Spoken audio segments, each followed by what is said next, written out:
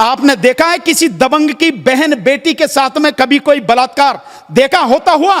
बंद कर दो काम, इनको पता लग जाएगी अपने आप, हफ्ते भर में ही इनकी जो है ना अकल ठिकाने आ जाएगी। वो सारे के सारे अधिकारी उनको बर्खास्त करना पड़ेगा। ये जो गुंडे नेताओं के रूप में बैठे हैं, ये सारे के सारे इस चीज को नहीं सुधारेंगे, नहीं करेंगे। इसके लिए पब्लिक को खड़ा होना पड़ेगा, सामने आना पड़ेगा, बिना उसके कोई चीज संभव नहीं है। 8 दिन बाद एफआईआर हो रही है, तो आप इन सारी चीजों को समझ सकते हैं कि कैसे हो रहा है।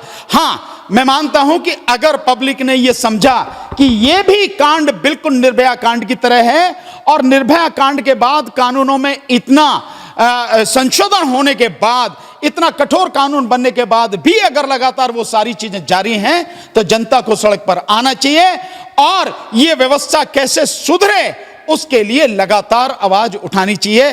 पर मुझे इसमें संदेह है, क्योंकि इस बात को आप समझिए, इस बात को मानिए, ये बड़ी कड़वी सच्चाई इस देश की है। आप और मैं या कोई भी इससे आंखें नहीं मूंद सकता, और हर कोई जानता भी है। यहां एक बड़ा अंतर यह है कि वो जो लड़की थी निर्भया, वो सवर्ण समाज से थी, और ये जो लड़की है मनीषा, ये दलित समाज से है। ये बहुत बड़ा अंतर है। वो सारी चीजों को आप देखिए, समझिए।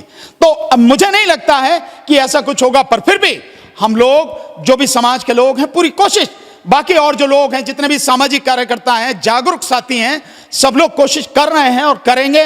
और मैं समझता हूं आने वाले समय में सड़क पर प्रदर्शन तो होगा ही होगा, चाहे जो भी हो, लोकतांत्रिक तरीके से आवाज तो उठाई ही जाएगी। देखना है कि क्या होगा। एक सवाल है कि जब कोई महिला हो, चाहे कोई लड़की हो, जब अपने सुरक्षा के लिए जब सरकार से गुहार लगा रही होती है, या फिर अपने पास के थाने में जाकर के गुहार लगा रही होती है, तो वहाँ पे ना ही उनकी एफआईआर समय पे लिखी जाती है, ना ही उनको सुरक्षा के लिए कोई मुहैया ऐसा चीज़ कराया जाता है जैसे अपने आप को सुरक्षित महसूस कर सके।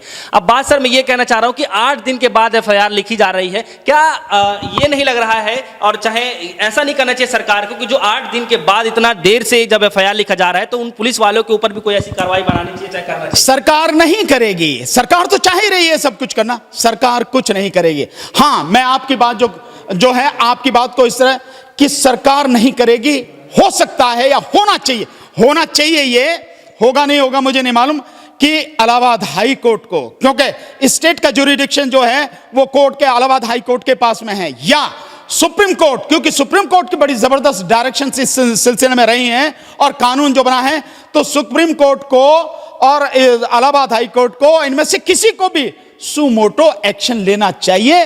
और वो जितने भी पुलिस वाले हैं उस थाने के, हाथरस थाने के, जिस थाने के अंतर्गत ये सारी घटना घटी है, उनको बाकायदा, मैं समझता हूं, उनको तुरंत तत्काल से निलंबित नहीं करना चाहिए, उन्हें बर्खास्त करना चाहिए नौकरी से, ताकि बाकी अधिकारियों को, पुलिस वालों को इस बात का सबक मिल सके। लेकिन जब सरकार ही बचाने वाली है गुंडों को, जब सरकार ही भ्रष्ट अधिकारियों को, कर्मचारियों को संरक्षण देने वाली है और उनके माध्यम से अपने गलत काम करवाती है, तो कौन सरकार हटाएगी? कुछ भी अगर हो सकता है तो मैं समझता हूं कोर्ट ही कर सकती है। लेकिन कोर्ट की भी क्या भूमिका है, वो लोगों के सामने धीरे धीरे आ ही रही है, आ जाएगी, क्या स्थिति है। हालांकि आज अभी मैंने देखा है कि कोई PIL भी इस विषय में फाइल हुई है। PIL की जरूरत क्यों पड़ती है फाइल करने की, जब सोमोटो अधिकार कोर्ट के पास में है? क्यों सुमोटो एक्शन नहीं लिया जाता है? रही बात यह कि जो ये सब कुछ हो रहा है, ऐसे अधिकारियों को सबक मिले और ऐसी घटनाएं न घटें, उसके लिए पुलिस व्यवस्था में आमूल चूल परिवर्तन करने पड़ेंगे, बड़े जबरदस्त सुधार करने पड़ेंगे।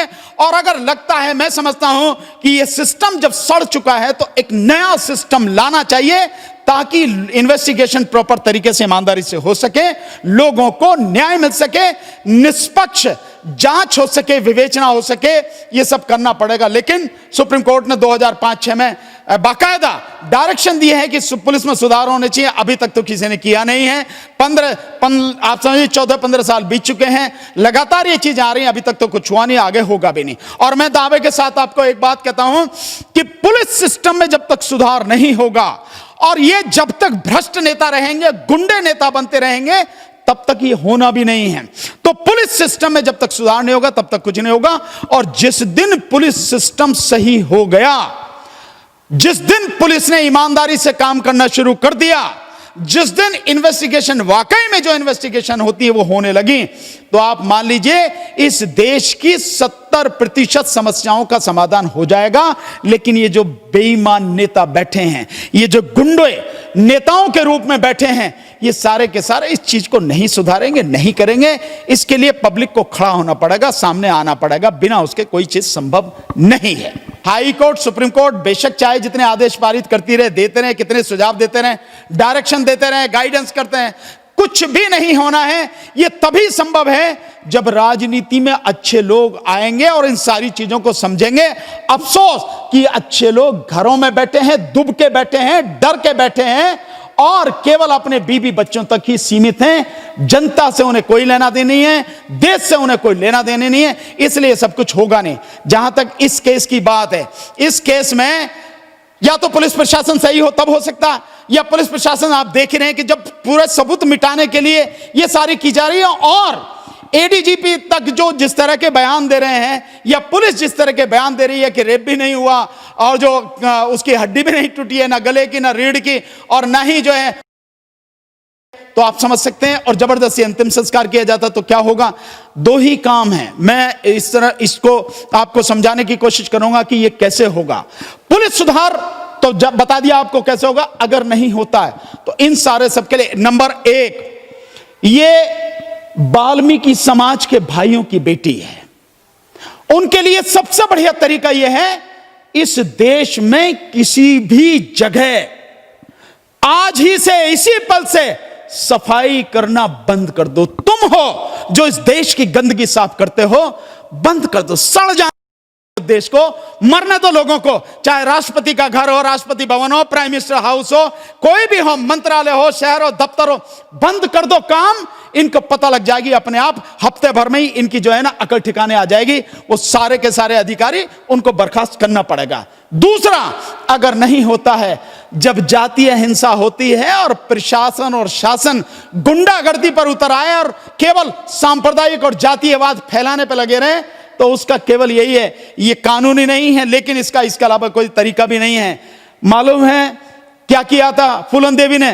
फूलन देवी ने जो काम किया वही काम करना पड़ता है, वही काम करना पड़ेगा। जिस दिन मारोगे, एक उदाहरण देता हूं, आदिवासियों की जमीन, कुछ दबंग लोग जो थे, राज्य का नाम नहीं बताऊंगा, जानता हूं मैं कहां है, लेकिन 2 राज्य थे, उनमें आदिवासियों की जमीन जबरदस्ती दबंगों ने कब्जा कर रखी थी। बड़े हाथ पैर जोड़ते थे, मानते ही नहीं थे, निकाल के नहीं थी जमीन। उसके बाद आदिवासी इकट्ठे हुए और फिर उन्होंने लठ बजाना शुरू किया, मारना जो शुरू किया, सारे भाग गए दबंग। आज नहीं है इनकी हिम्मत कि वहां घुस भी जाएं। यही काम करना पड़ेगा। आपने देखा है किसी दबंग की बहन बेटी के साथ में कभी कोई बलात्कार देखा होता हुआ? कभी किसी की रिपोर्ट ऐसी होती देखी है? क्यों नहीं होती? क्योंकि वो अपने आप ही कर लेते हैं सारा कुछ, सारा जो न्याय है अपने आप ही कर लेते हैं। पकड़ा, यही सारा सब कुछ जो है, जिस दिन आप करना शुरू कर दोगे, उस दिन आपकी बहन बेटियों की रक्षा होनी शुरू हो जाएगी। आपने कांटे को देखा, कांटा नीचे पड़ा रहता, जब यूं लेटा हुआ पड़ा रहता है ना, कोई भी पैर रख के चला जाता है, लेकिन जिस दिन वो यूं होकर यूं खड़ा हो जाता ना, जो भी आदमी होगा बच के निकलेगा, नहीं तो जिसका पैर उस कांटे पर पड़ गया, फाड़ देगा उसके पैर को। ये समझो, इन सारी चीजों को समझो, तभी संभव है, नहीं तो कुछ नहीं।